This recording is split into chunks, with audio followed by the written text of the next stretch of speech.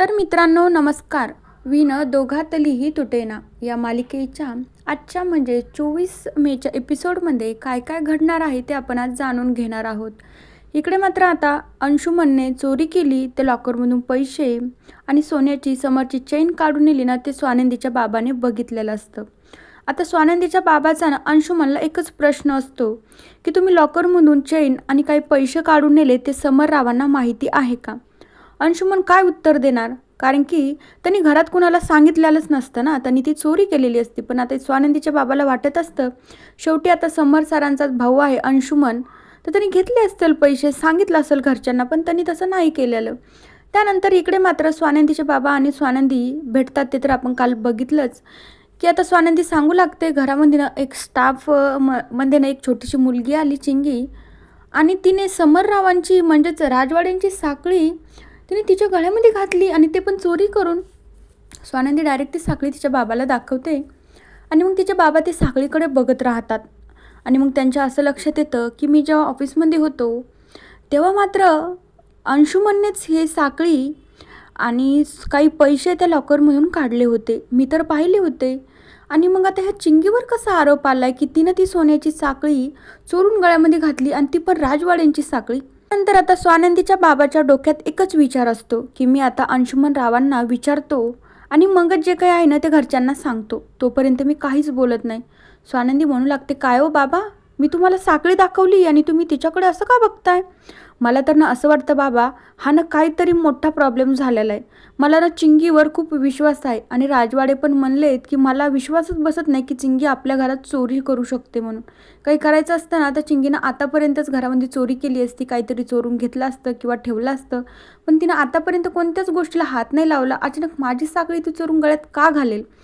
स्वानंदी म्हणू लागते, बाबा मला याचा तपास लावावाच लागेल, कारण की अंशुमन जेव्हा आम्ही सगळे चिंगीकडे बोलत होतो ना तेव्हा ती तिच्याकडेच बघत होता. त्यानंतर त्याने चिंगीला रूममध्ये पण नेलं होतं की त्याच्यासोबत काहीतरी बोलला. त्यानंतर डायरेक्ट चिंगी बाहेर आली आणि स्वतःहून सांगितलं की मीच चोरी केली. बाबा मला ना काहीतरी मोठा प्रॉब्लेम दिसतोय, याचा सोक्षमोक्ष लावायलाच हवा. स्वानंदीचे बाबा म्हणू लागता की नंदू बघ काय आहे ते, मला पण आता थोडंसं काम आहे, मी पण जातो. स्वानंदी तिथून मात्र घरी येते. आणि मग त्यानंतर इकडे मात्र आता स्वानंदीच्या बाबाला अंशुमनला भेटायचं असतं. अंशुमनला भेटल्याच्या नंतर अंशुमन फक्त त्यांच्याकडे बघतच राहतो. त्यानंतर स्वानंदीचे बाबा म्हणू लागता, तुम्हाला चांगलंच माहिती असेल मी तुम्हाला काय विचारायला आलो म्हणून. मी काय विचारतो ना, माझ्या प्रश्नाचं उत्तर द्यायचं.